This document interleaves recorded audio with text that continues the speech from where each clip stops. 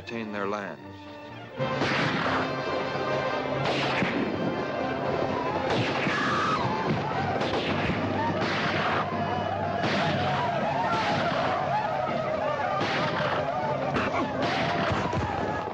Finally, by 1753, treaties were signed with the English and the French, and the Indian people were learning to live peacefully with their new neighbors, at least for the time being.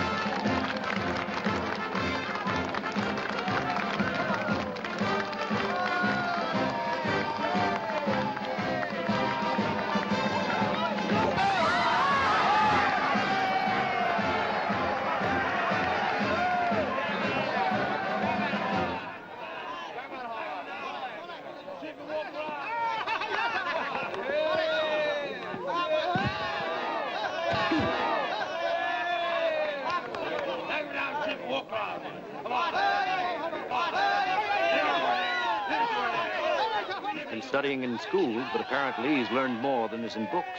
Well, you don't suppose that was Homer I was teaching him out behind your barn, do you, Colonel Washington? I'll wager 5 guineas on the Indian. Miss Leeds approves of your teaching. Well, does no man here have the courage of his convictions? 5 guineas on the Indian. Governor Dinwiddie. Believe me, Miss Leeds, it is not the courage of my convictions that brings me here, but my desire to stand in the light of Williamsburg's most famous beauty. I'll accept your wager, however. The governor's most gracious. If you'll pardon me, my dear Elizabeth, it hardly seems fitting to wager on an Indian against one of our own people. I'll think about that if my Indian loses. You can't tell me, Felisa, that Elizabeth Leeds isn't. No one but a Jezebel would live in a tavern the way she does.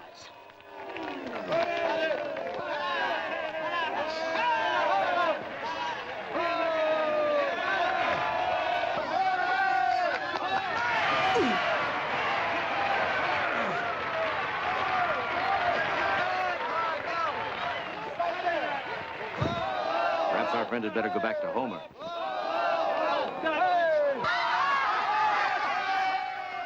Another 5 guineas, Elizabeth? Done.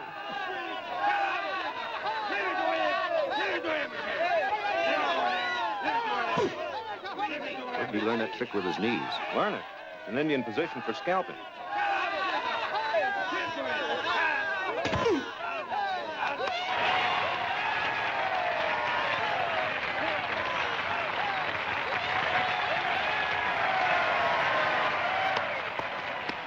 Gentlemen.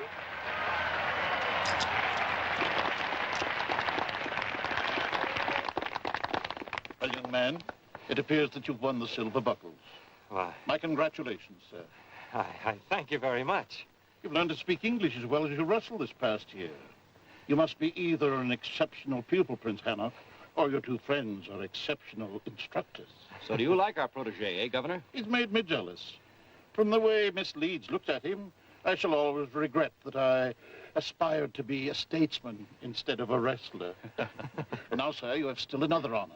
As winner of this contest, you are to present the prize to the most beautiful girl on the fields today, Miss Elizabeth Leeds. This is abominably bad taste. I refuse to allow a savage to present such intimate garments as stockings to you.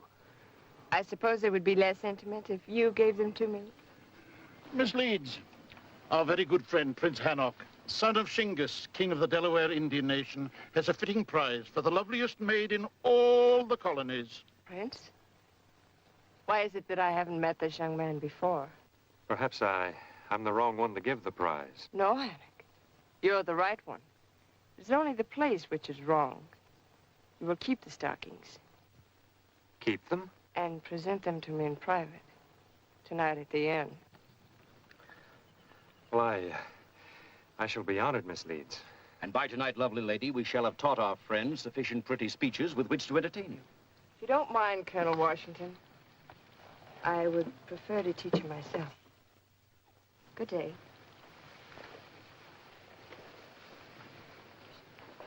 Tonight, my friend, you receive your diploma.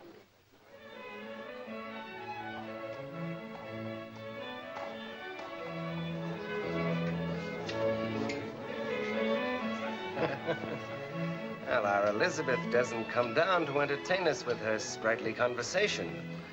Apparently, she'd rather be entertained than do the entertaining this evening, eh, Appleby? Now, cheer up. Perhaps the Indian will be too frightened to come here.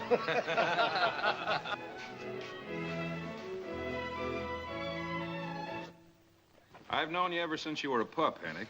Take my advice. When Elizabeth Leeds issues an invitation, you don't refuse it. That's right. She did the asking, not you. Still, with some men, friendship for the Indian is just words. They do not feel it in their hearts. Yeah, but Elizabeth's not a man, and that's exactly where she feels it.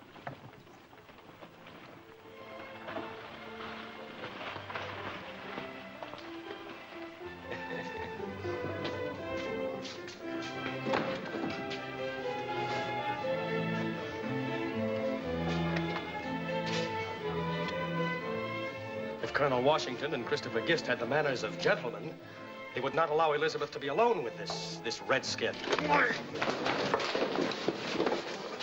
You want to hold on to your hair, Appleby, you better keep your mouth shut. No one talks to Hannock with such words. Oh, so you don't like it, eh? All right, Indian. Since gentlemen can't wrestle, perhaps you'd like to choose some other weapons. A duel? You must be out of your mind, Appleby. Hannock knows nothing about swords. He has spoken. I will choose my weapon as he wishes.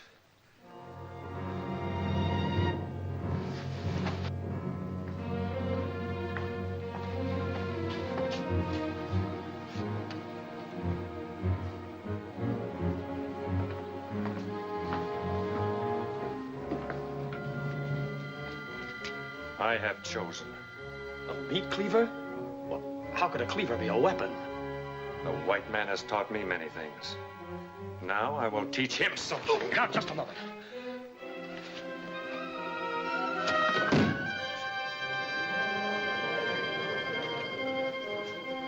That, Mr. Appleby, could just as well have been your skull.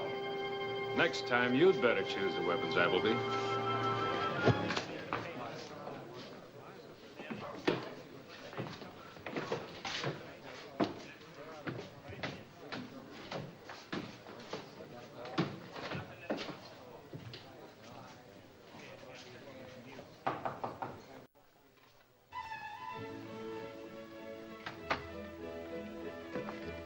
You're prompt, Prince Hannock.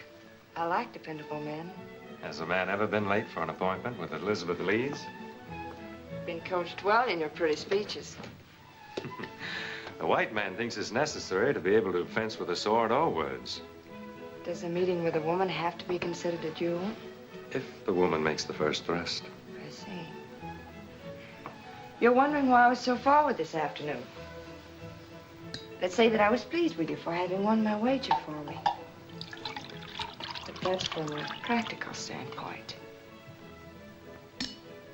From a woman's standpoint, we can say that I was impressed by the manner in which you won it. And having been impressed by other men also, you now wish to add me to your collection? Every woman has a collection. Until the right man makes her discard it. You have charm. Seem to be intelligent. And you have strength. A woman needs no more of a man. Yes, you could be the right one. I am an Indian. Would that stop you from kissing me? Yes. It would not keep me from thinking about it. You brought my prize?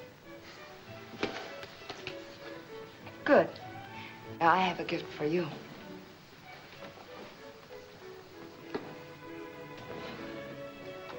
Perhaps this Indian friendship belt should mean something to you. Where did you get it? My mother gave it to me. She thought it would help to remind me that I'm half Shawnee. You? My father gave me the red hair to remind me that I'm half white.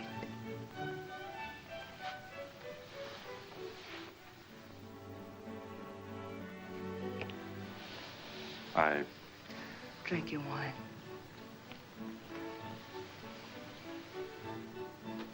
Don't you want to see how the stockings look?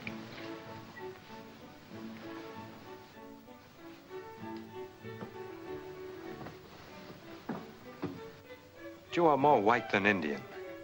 You could not share the life of an Indian man. What a time to be suspicious, darling.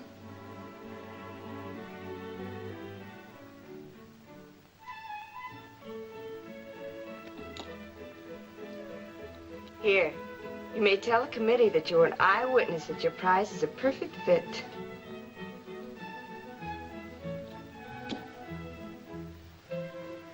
Well, Hannock, is there still room in your mind for suspicion? Hannock?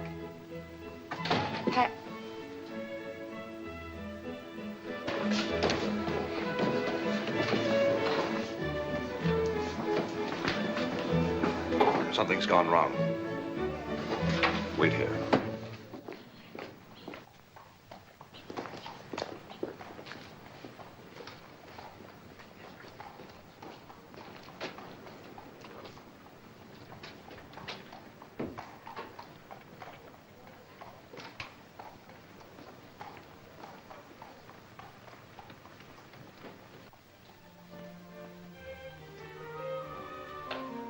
Elizabeth, No one saw you come here? I just saw the Indian walk out. Evidently, he's not as easy as you thought. He's a challenge. Zeno just brought me some news. The Miamis who came north of St. Pierre make their first raid tomorrow. You can count on me, John. The Delawares will not interfere.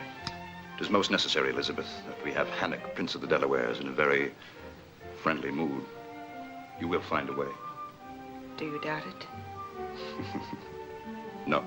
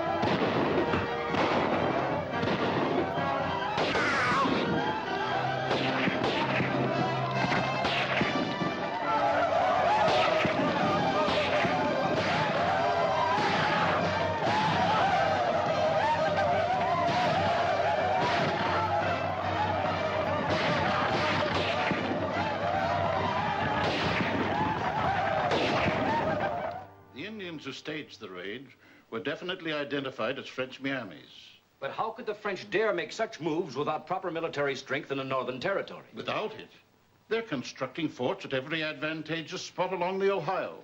Their intention, Colonel, is to connect their settlements in the south with Canada and hem us into an area east of the Allegheny Mountains. Now, they're building forts on our land. That's why I sent for you. I'm ready for anything you suggest, sir. Our only hope is to bring the Delawares over to our side. They're the most powerful tribe, and if they join us, other tribes will follow. Well, but Shingus, the Delaware chief, has always been neutral. If war comes, he can no longer remain neutral. You must see Shingus and find a way to convince him that we are in the right. I'll do my very best, sir. You're also to deliver a formal protest to the French commandant at Fort LeBoeuf near Lake Erie. Wait for his answer. It will be a most dangerous journey, Colonel. Governor, if you'll give me the proper men and supplies. You'll have everything you need by tomorrow morning. The life of this colony may depend on your life. So be careful, my friend, and may God speed you. Thank you, sir. If there's to be war, believe me, Hannock, I don't want it. But we'll fight if we have to. And you want me to ask my father to join the English and take up the hatchet against the French? The French have already taken everything from the other tribes, Hannock. If they beat the English, they'll take all the fine villages and farms from the Delawares, too. You are my friends, and I would gladly fight your fight. But to ask other men to die for you, that I must think about. There isn't much more time, Hannock. I will bring you an answer before the sun rises again.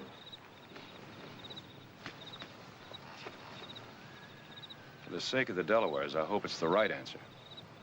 For the sake of our homes, too.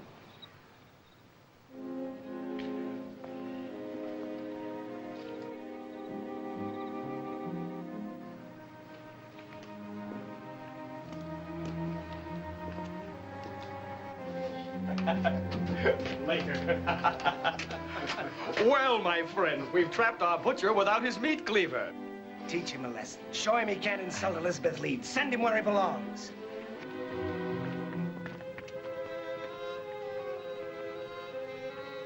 Not so brave now, eh, Indian?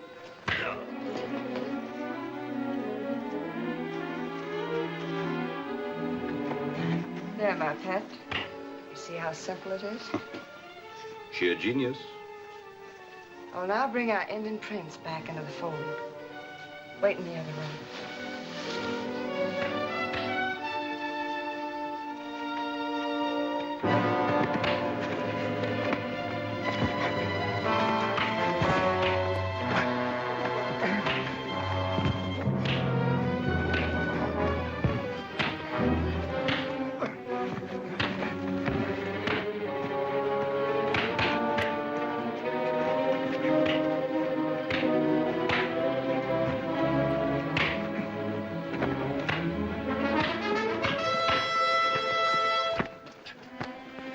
Elizabeth. Appleby, the lion-hearted. You shall receive a medal for this, Appleby. 3 of you to beat a helpless man, and he's still on his feet. But Elizabeth, Here, take this and go beat your horse. It can fight back even less. You better let me clean those wounds. Why were you coming back this way, Hannock? Was it to see me? I had not wanted to see you. Afraid? Elizabeth, why did you come to help me? Oh, because you're pig-headed and proud, and because I meant so little to you before. I don't like feeling small in a man's eyes, Hannock. I guess I was in the wrong. Something troubled you? Yes. What is it? Colonel Washington says the French are spreading like fire in a field of corn. They have forts everywhere. And every day, more of their soldiers march over Indian land. Why do you speak now of politics and war? Because tonight I must give my friends an answer. About what, Hannock? Concerns my people. Elizabeth, you say you're half Indian. Yes? Then perhaps you can feel as I feel. Can the Delawares stand by, as my father is doing, and have everything taken away from them by the French? That's absurd. The French don't want war, I'm sure. Governor Dinwiddie thinks differently. Tomorrow, Colonel Washington marches with an armed force of 40 men to deliver a protest to the French commander. That should still not affect you. But he wants me to go. Also to influence my father on behalf of the English, to fight for them in case of war. Hannock, you won't. Do you want to see your English friends defeated? No. No, of course not, but I don't want to see you hurt, Hannock. Don't let your tribe go to war, Hannock. Stay here. You will be here when I return.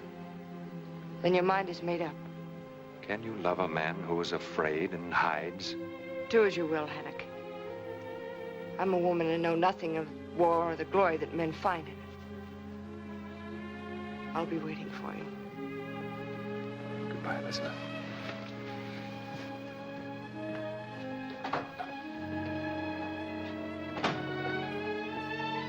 John?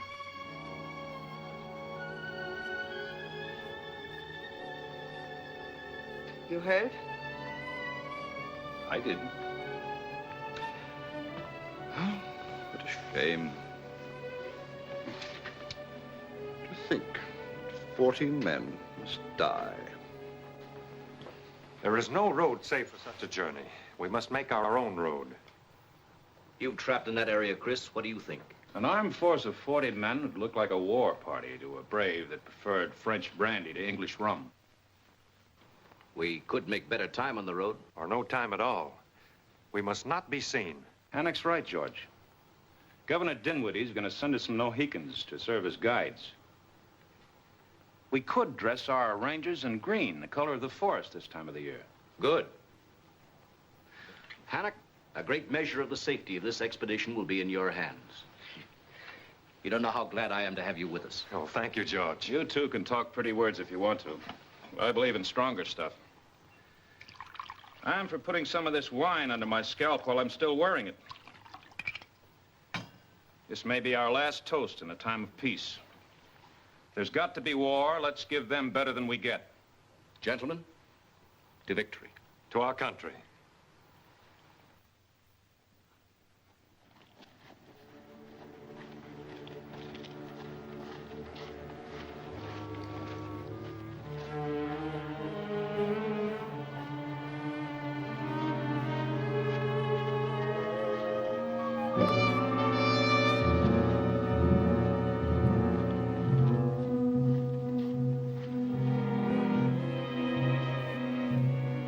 So they thought to elude us by staying off the trails, eh, Monsieur Delarue? It is fortunate we found them before they reached the Delawares. They are close. We must strike tonight. I have a plan. Very well, Major, tonight.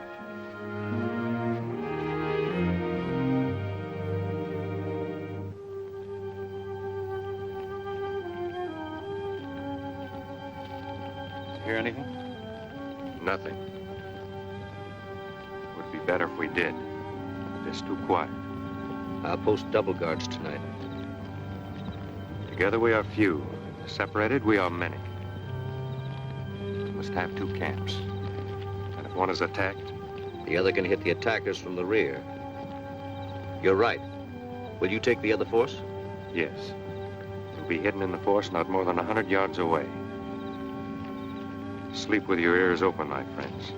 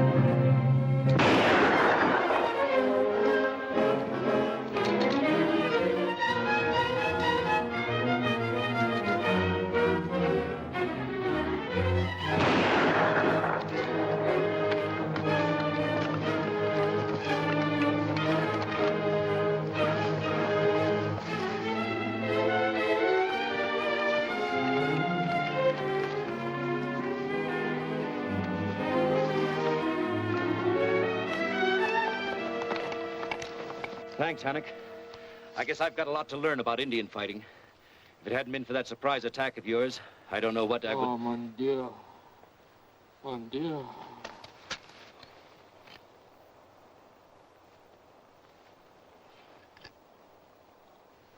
Frenchmen disguised as Indians. Frenchmen? Trying to stop us from reaching Shingas without causing an incident which might start open warfare.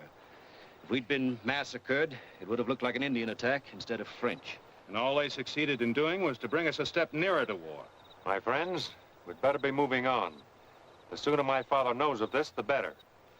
All right, men, break camp. We're moving.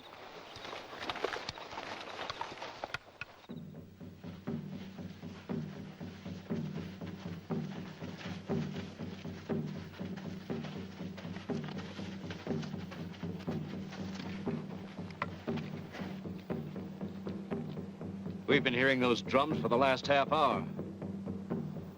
Bad. I don't like it. Neither do I. We're likely to get the worst case of stomachache we ever had. Stomachache? They're the drums of my father, inviting you to a ceremonial feast. Listen to them. They'll give us double portions of roast bear, wild turkey, and stewed porcupine. Yeah, they're gonna raise Holy Ned tonight. A prince is coming home.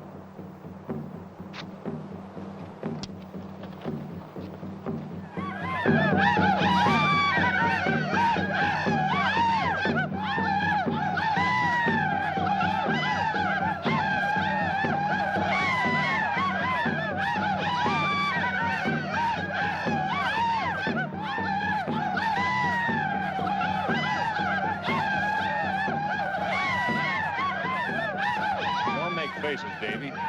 There's nothing better than an Indian friendship belt to keep a man's scalp in place.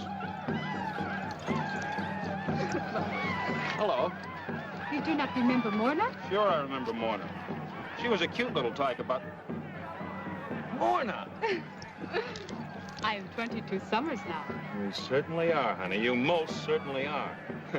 So you still remember your Uncle Chris? I remember everything. I remember all the English you teach Shingas and Morna. I have talked with white man trappers many times. I remember Father. You seen Hannock yet? No. You think he still liked me? Yeah, he still likes you, Morna. You never outgrew your love for him. Never. Where is Hannock? He's with Shingas, big powwow. I'll go see him. No, wait a minute.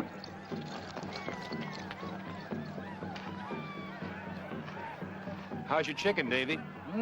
That's a little fishy. You ought to. It's rattlesnake.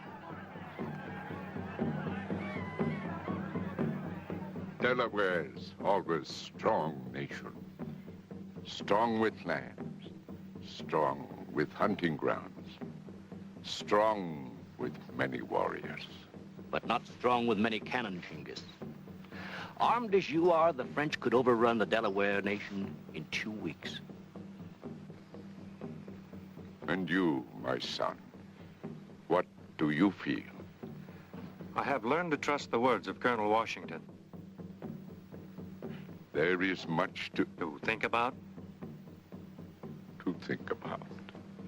But now my son is back with his people, and I am glad.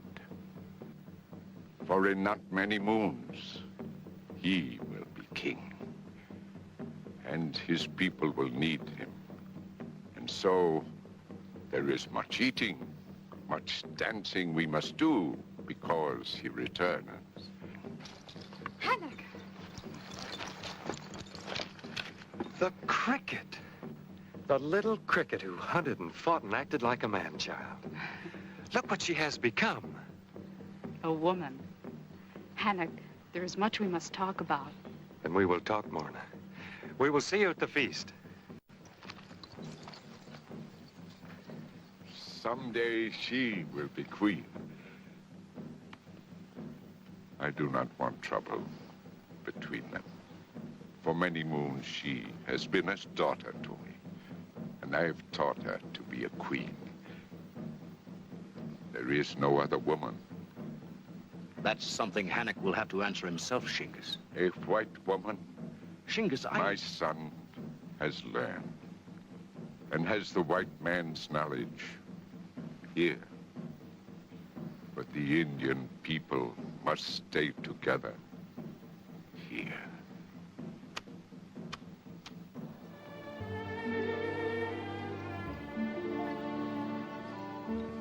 You did not have to come this far to talk, Morna. I have a reason for coming here, Hannock.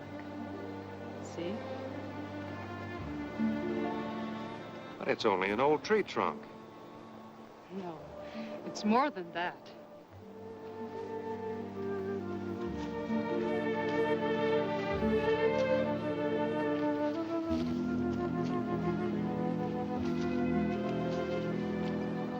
Maybe now you'll remember.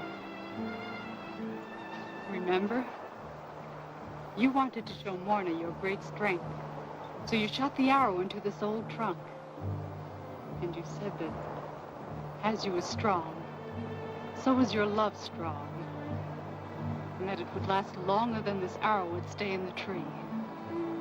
And the arrow is still here. Morna, I do love you. I've always loved you as one would love a sister, but not as my squaw to be. Not your squaw. Little cricket, please listen to me.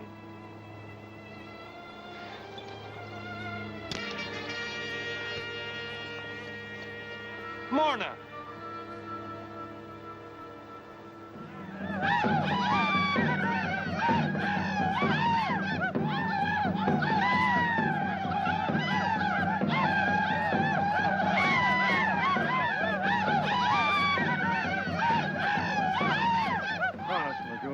There just isn't any more room in me.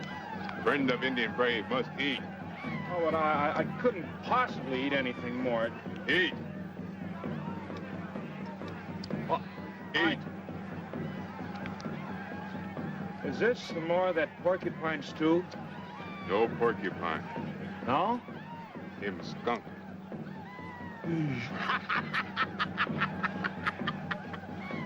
Him change color. Much pale face.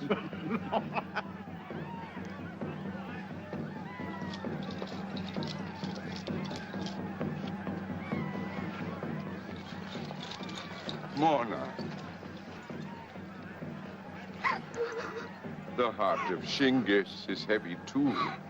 We've both lost him. The white men have taken my son and want to repay me with war and death. Father, you think being with a white man is wrong. You always have. But you don't know them. You haven't even seen their towns. They have much wisdom, and that wisdom I can bring to our nation. Wisdom. Better ways for men to kill each other. Better ways for war. But there are many other things. They can bring only war to me. War and a son who is no longer an Indian. A son who thinks he can make a white woman his squaw. That white woman is part Shawnee. So, you will tell your friends there will be no treaty between Shingiz and the English. I will not fight for them. The Delawares will stand alone. Then the Delawares will die alone.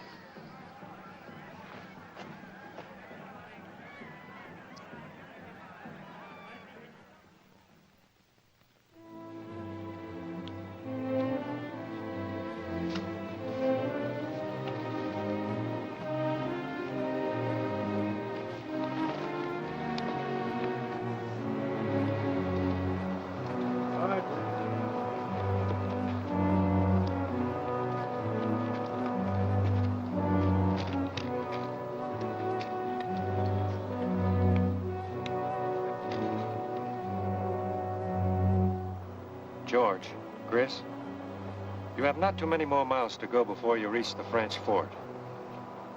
Perhaps it would be better if you went on without me. Without you? What for? You would have made my father think your way if it had not been for me. Now listen, Hannock. A man's certainly entitled to pick out his own squaw. If you didn't want one. Hannock, anything could happen to us between here and Fort LeBeuf. We're going to need your help. I won't say anything more than that. It is enough.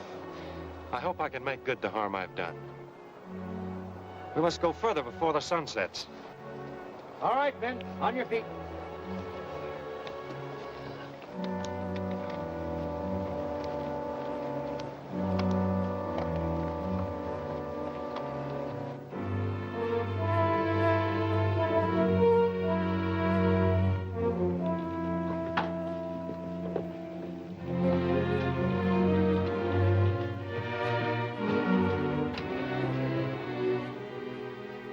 was an Indian trick, I tell you, St. Pierre, splitting their force the way they did. No Englishman would have thought of it. Shingis' son Hannik was with them. Therefore, we're forced to presume that Washington was able to secure the promise of help from Shingis with Hannik's influence.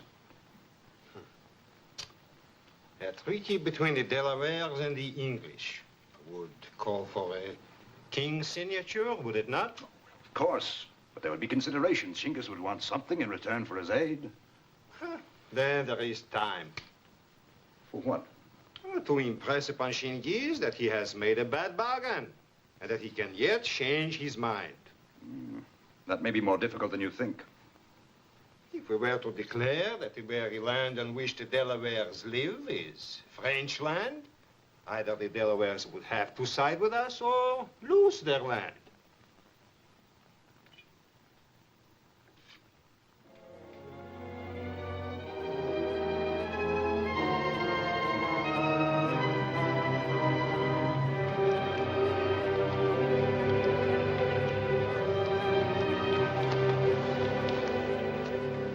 See anything up ahead?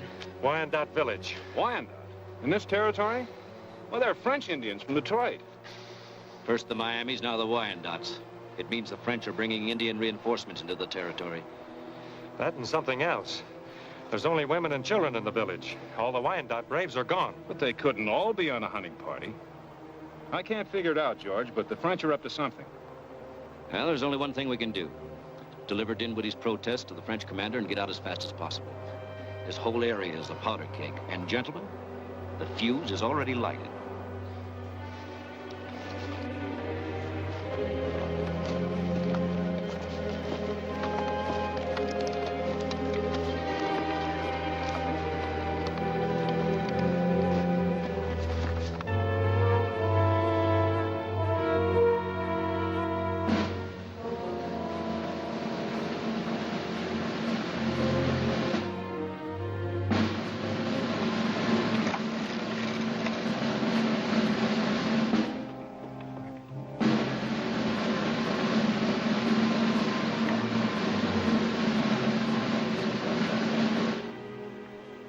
Welcome to Fort LeBoeuf, Colonel Washington.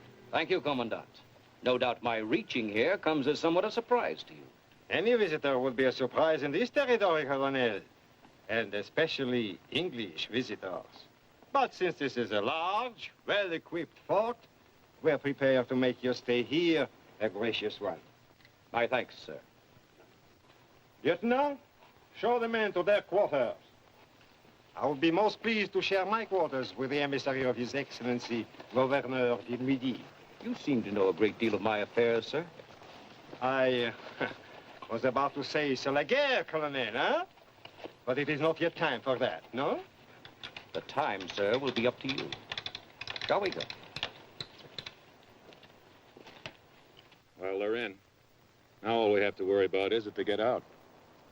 They don't leave the fort within 12 hours. It will be up to us. Splitting one's force can work in many ways. So, your Gouverneur Dinwiddie expects the French to vacate this territory and leave our fine forts to the English. Well, it's a matter of real estate, Commander. You happen to have built your structures on land that doesn't belong to you. My king thinks otherwise. Well, then I shall be pleased to leave at once and make that report to my superiors. I'm afraid that won't be possible as yet. Why not? There are many tribes in this territory that have little liking for the English, and until I can guarantee your safety, And if I propose to worry about my own safety and leave at once? You are making it difficult for me, Colonel. Then I'm being held prisoner. Oh, harsh words, sir. Let us just say that you are a guest for a few days. The Wyandotte Braves weren't in their village. Your forces at the fort are at half strength, and now you're detaining me. Why? We just don't want any interference from you, Colonel. Especially since my men and the Wyandottes are on their way to acquire more real estate. Delaware real estate.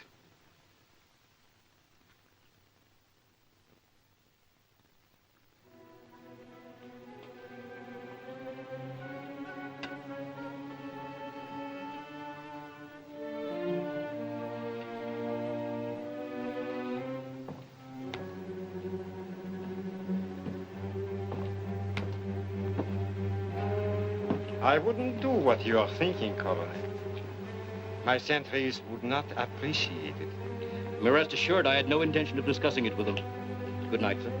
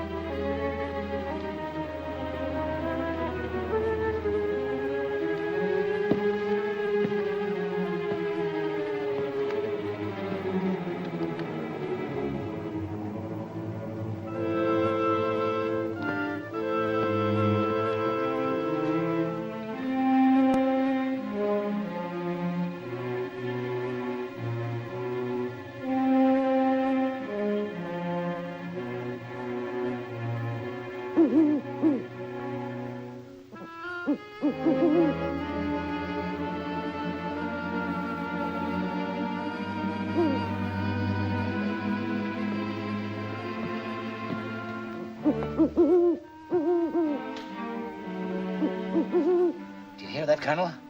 It's them. And with those blasted Frenchmen holding our guns, we can't lift a finger to help them.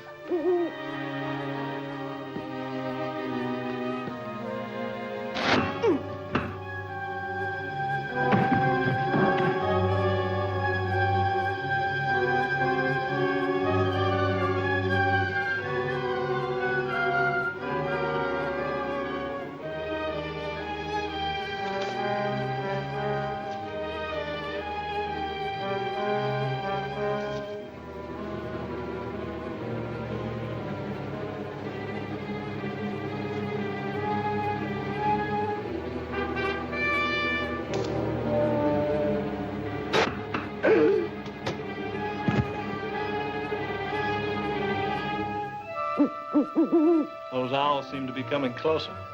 There it is. Put out the light.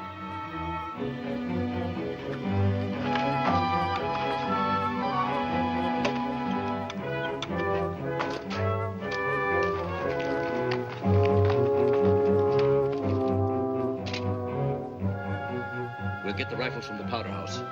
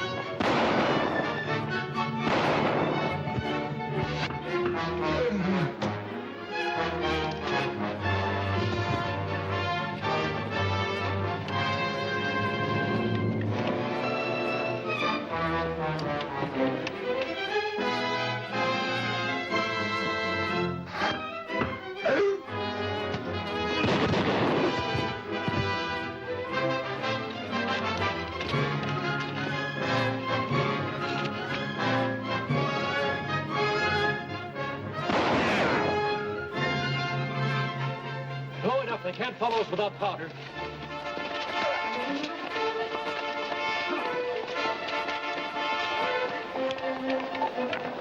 They're going to attack the Delaware village. I don't know whether we can make them time, Henry.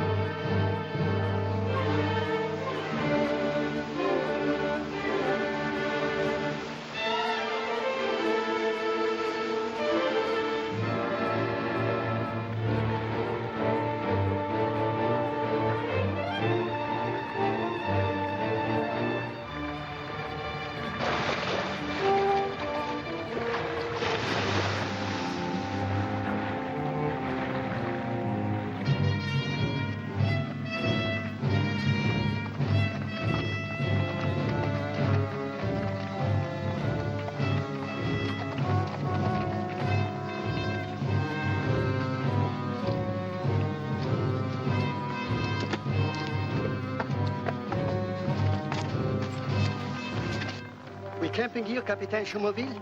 Not until we reach the end of French Creek. By that time, we should have made contact with the Wyandottes. Well, they're coming down the river in canoes.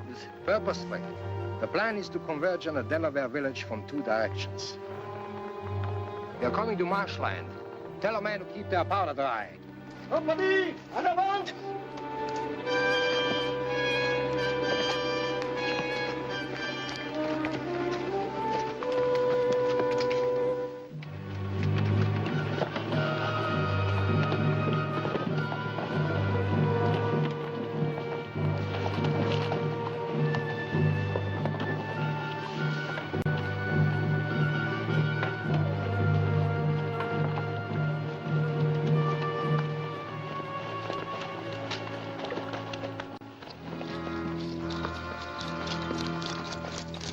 The Wyandot war canoes are coming down the river, and the French soldiers are marching across the great meadow.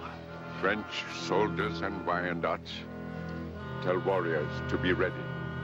But no one is to take up tomahawk unless I give order.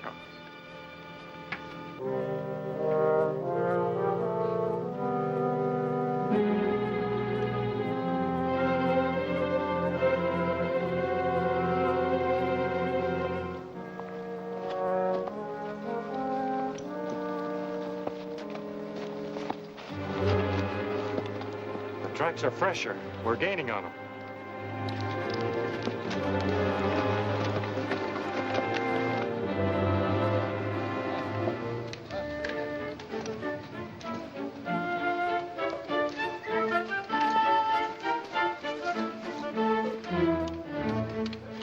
Genghis, sachem of Delaware nation, welcomes his French brothers to his fireside. His brothers? If Genghis wishes to be brother to great white French King of France, he will not object if this plate is buried on the land on which he stands. Plate? What is this of a plate? I shall be pleased to read to you what is on this plate, Genghis. In the year 1753, of the reign of Louis XV, King of France, we have buried on the site of the village of Genghis, King of the Delaware nation, this plate of lead near the river Ohio, as a monument of possession we have taken of the said river, and of all lands on both sides. These are white men's lives. You have no treaty with us. You will not bury your plate on my land. Then you take up the hatchet against the King of France. If French want Delaware land, they must fight for it. Monto!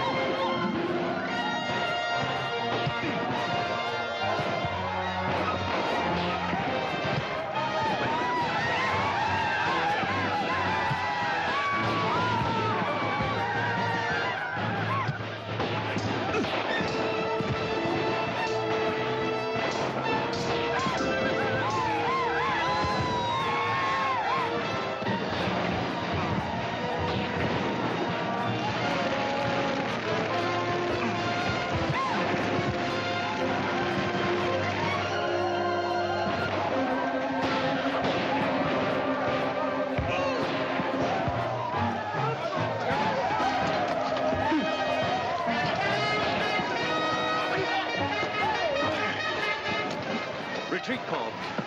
The Wyandots will head for their canoes. Cut them off.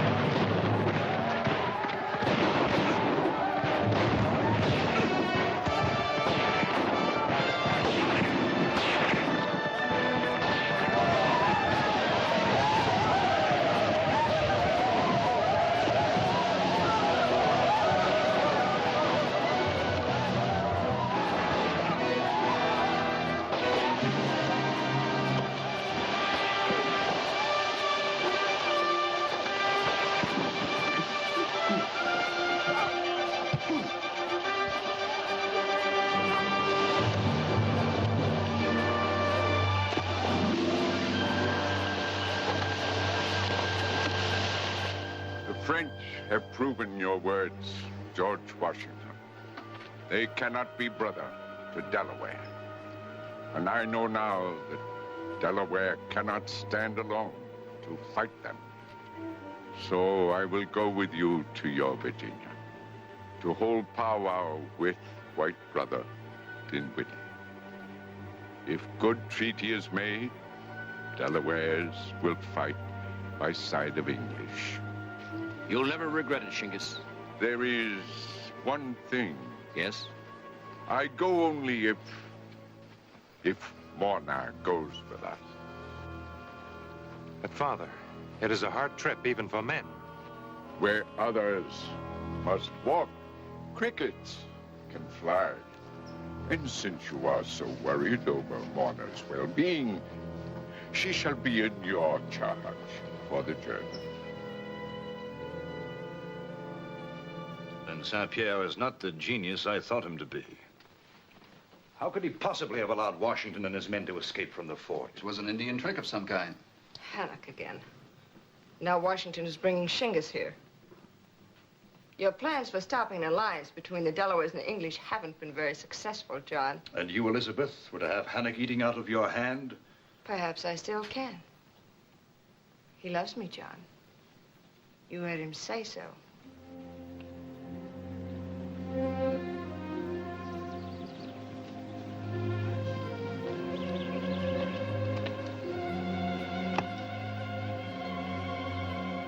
There it is, Shingus. The end of our journey. Williamsburg will be open to you as a new brother. A village of peace. That is good. It is not a fort built of high walls, of cannon, of soldiers. The English build villages where people live, not fight. I think you know we can fight if we have to. No, we are people of a new world, where there can be freedom for every man. The French carry Paris-made blades at their sides, Paris-made wines in their stomachs. We are making our own blades, our own wines, so that we can be independent. The French build forts. We are building a country. Your head is old for your shoulders. Someday it will be even a more wise head. A head of greatness. Thank you, Shingus. I wish I could be as confident of the future. As for you, quiet little cricket, stay close to Hannock. These great villages are not red men's villages. In them, only a white man can live his whole life. The heart of Hannock will be yours.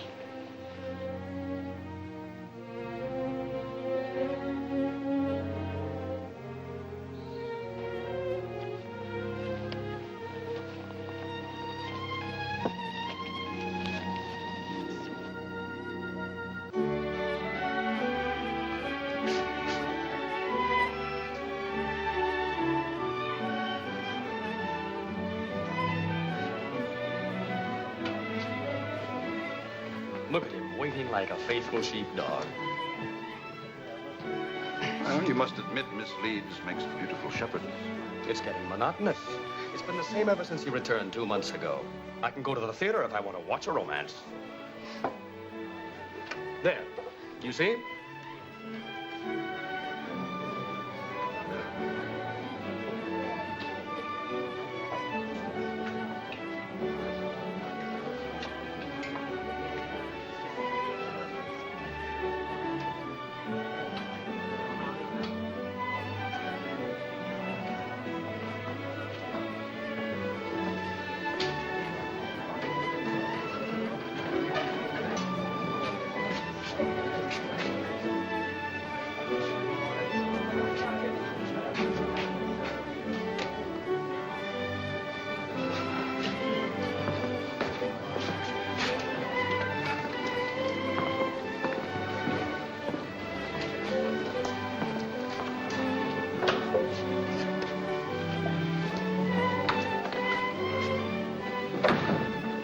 And once again, our sophisticated Elizabeth will go walking through the park with him, holding hands like schoolchildren. Sophistication is of the mind, Appleby, not the heart. Oh, I'm sorry. I must leave. Important business at the governor's mansion tonight. I trust you'll have as boring a time as I am. Ah.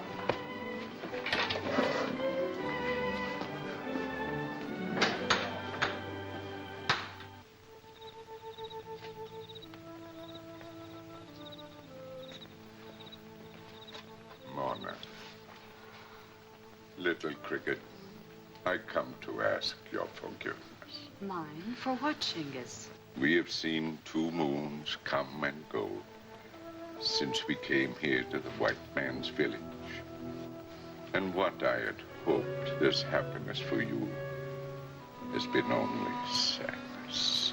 There's nothing we can do if Hannock loves another. This white woman is not good for him, Mona. What does she want with him? Hannock is not hard to love. It is not right for you to have to stay here this way. The moment the treaty arrives from the great white king in England, we will return to our village. Will it be soon? I believe it will be soon. Even now there is a meeting of many men. Perhaps we will get word when it is over. Secretly, under the advisement of Colonel Washington, upon his return from Fort LeBoeuf 2 months ago, we began immediate construction of a fort at Great Meadows. Fort Necessity is finished, gentlemen, ready to be manned. We decided to call it Necessity for a very obvious reason. The necessity for protecting ourselves from the French. Mr. Delmont, you have been summoned to this meeting since your company is the largest importer in the colonies. We need supplies for the fort and silks and linens for trading with the Indians. If Your Excellency will submit a list of the desired items. Your Excellency, if the plan is to man and maintain Fort Necessity without the help of the Delawares, I doubt very much if it can be defended successfully.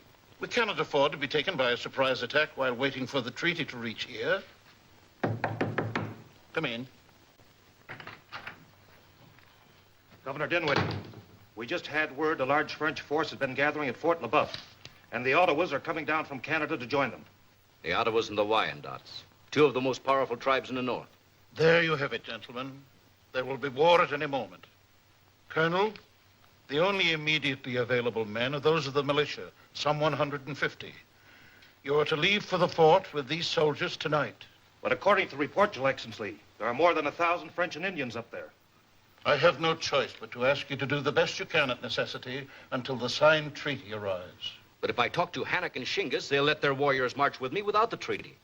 The treaty calls for the king to deed large parcels of Ohio Company land to the Delawares in exchange for their aid. I have no right to give Shingus this land without the king's permission. The militia will be your only force, and may the right triumph. My father is still the stubborn one. He says he will not help the English until he knows that your king will help the Delawares. He's not stubborn, Hannock. He's right. The only way your nation can hold together is to have good lands for hunting and farming. No, this isn't your fight yet, Hannock. But I'm going to pray that the treaty arrives soon, and that I have you and your men at my side when I need you. You white men and your scraps of paper, your treaties. Is it not better that a friend should live? You red men and your nobility. You came to study us, Hannock. The shoe should have been on the other foot.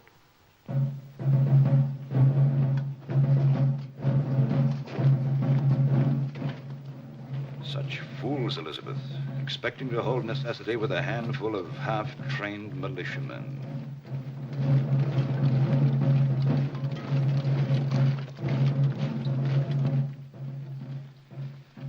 Yes, Elizabeth? Necessity will be a plum ripe for the picking. And if the treaty arrives soon, what then? It will not be such a ripe plum. Ah, Monsieur Delarue? It will make no difference, Elizabeth. Shingus will not be alive to see it. Oh? Weeks have passed, Governor Dinwiddie, weeks, and still you have no word on the treaty. You're worried about your friends. You'd like to be there to help Washington and Gist. Perhaps you'll be pleased to learn that they reached Fort Necessity in safety. Of course they reached it. The French let them reach it. And now that they've got them locked up in that prison you call a fort, they'll crush them whenever they wish. Hannock. The French, Ottawas, Wyandots, and Miamis could have killed every man in that detachment the minute they moved north of Stone Creek. Now they'll make it look like a big victory at the fort to impress the rest of the Indian tribes. Hannock, my friend, be patient. Just a little while longer.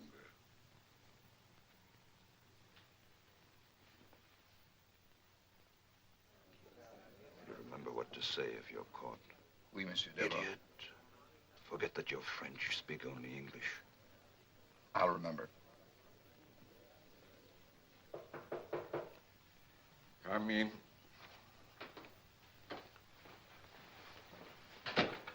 He has no word for us. No. It is not good. Perhaps the English king does not place much value on the aid of Delawares. We must wait a little longer. I can't let my friends die. It is well, my son. I will just have to suffer in that saddle of the devil a little more. A chief who has stood the torture of fire can surely defeat such a soft enemy. White man wants all the ground and sky there is.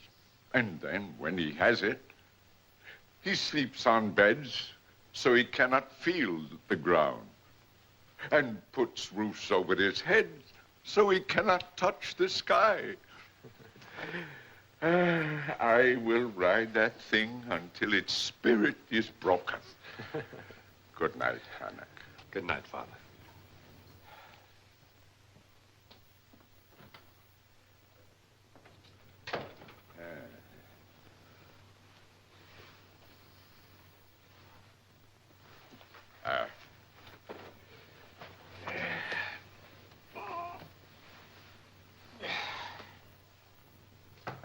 Who's there? It's Hannock, Morna. Oh, come in, Hannock.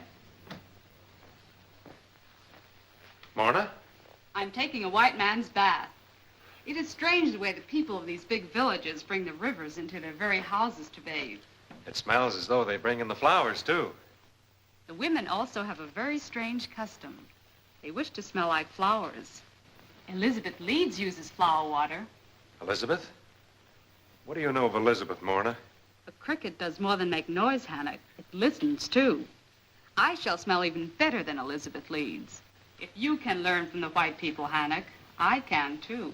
Get out of that devil's wash tub and get dressed. I have more important things to talk of.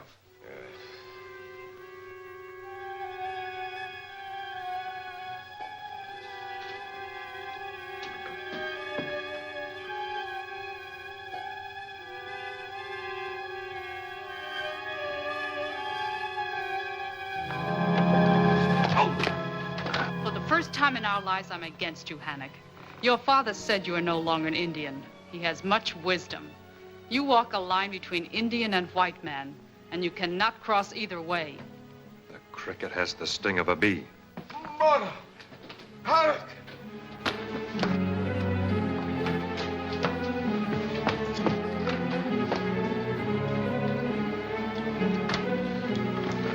Father.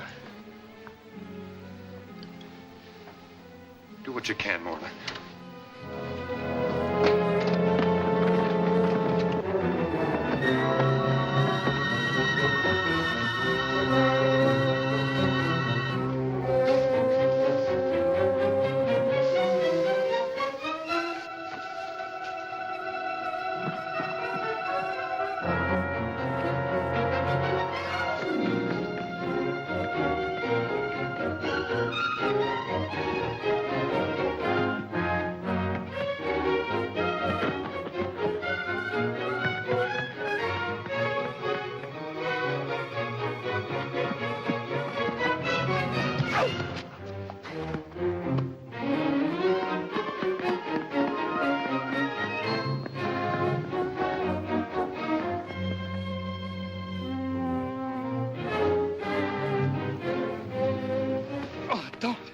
Don't. We were only following Dinwiddie's orders. You're lying. Oh, it's the truth. Dinwiddie thought your father would go over to the French if he knew the treaty wasn't signed.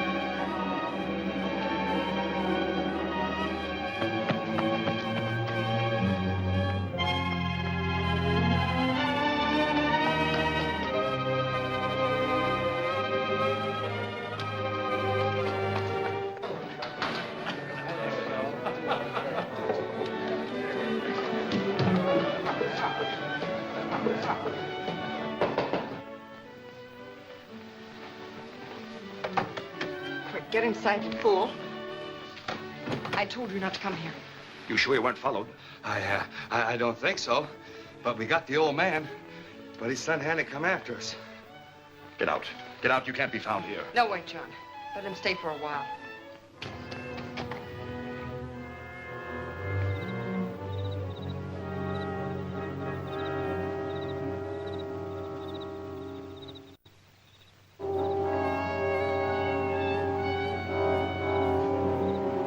Morna.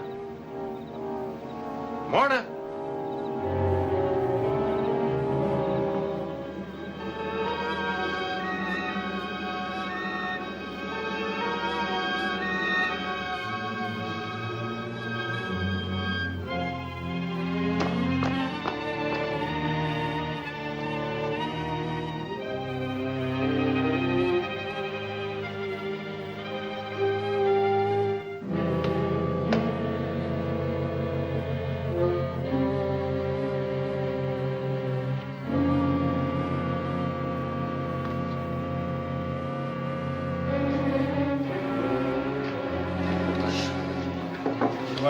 You want another one? Barmaid! Barmaid!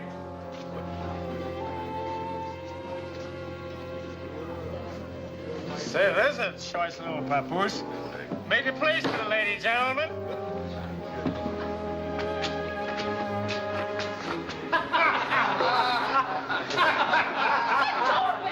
Appleby doesn't seem to have much luck with Indians.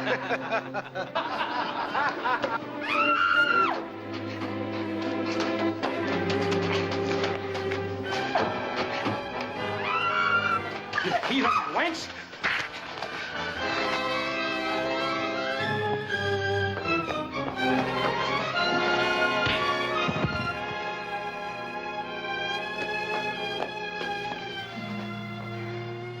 Hammock. One of those men came here. Morna, are you sure? I followed him, but after he went inside, he was no longer there. He could only have gone up the stairs. But that's... Morna, I want the truth. It is the truth, Hammock.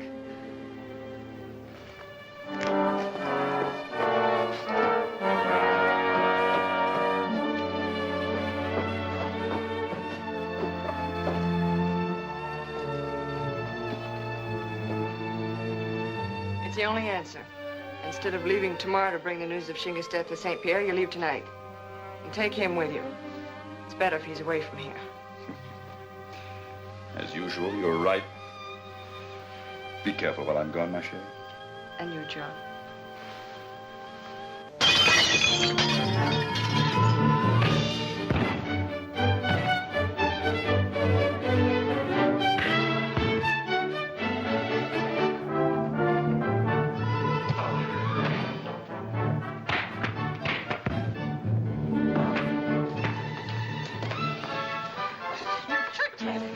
You wanted to kill him the way you killed Jesus.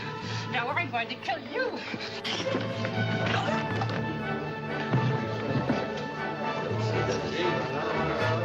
Hey, you brave white men. You want to hurt a girl? I'll give you something better. French spies, John Delmont and Elizabeth Leeds.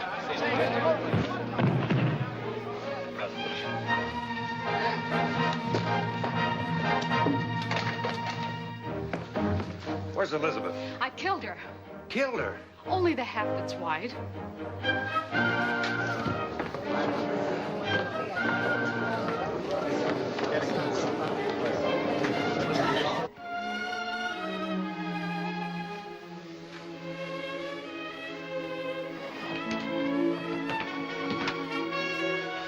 Well, gentlemen, shall we call on the governor?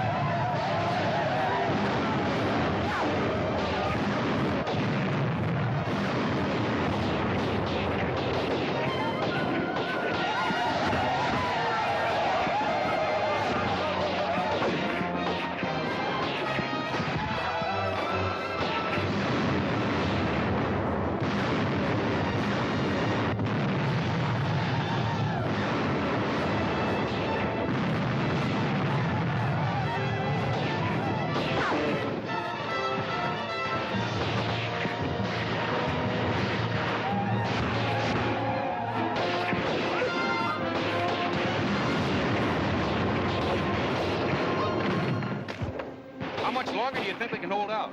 They've hit several of our water barrels. I wish Dinwiddie were here to enjoy this little picnic with us. We've got any wishes coming. I'd rather hope that Hannock and his Delawares were here.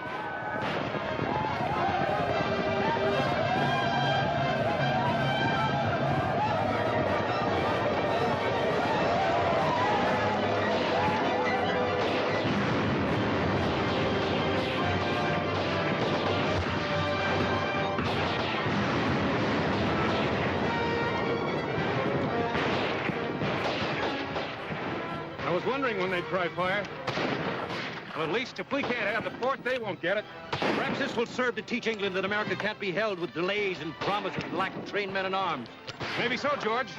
Just that I don't like the idea of being one of the teachers in this kind of school.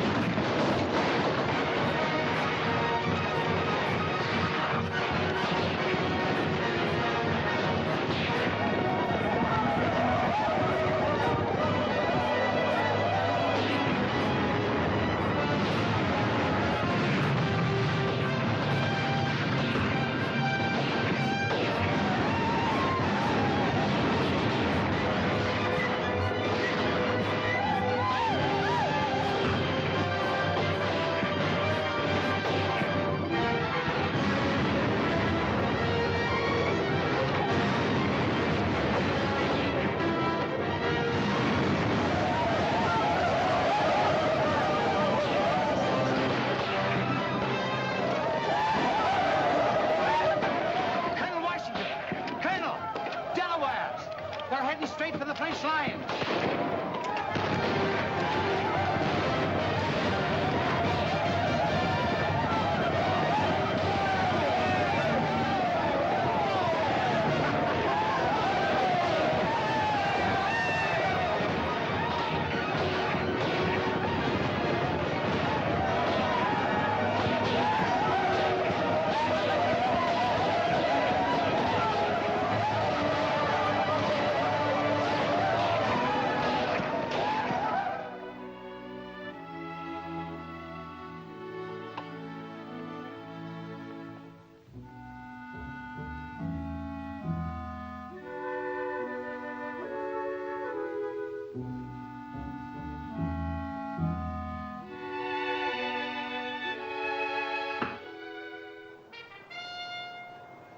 The other arrow was shot when we were children. This one will mean even more. When the war is over and the French armies have left our land, I'll come back to my people, Little Cricket. You'll be here? I'll be here.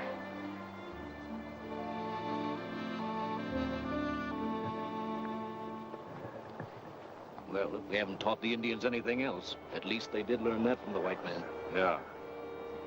I wonder how that arrow trick would work on a girl I know in Roanoke.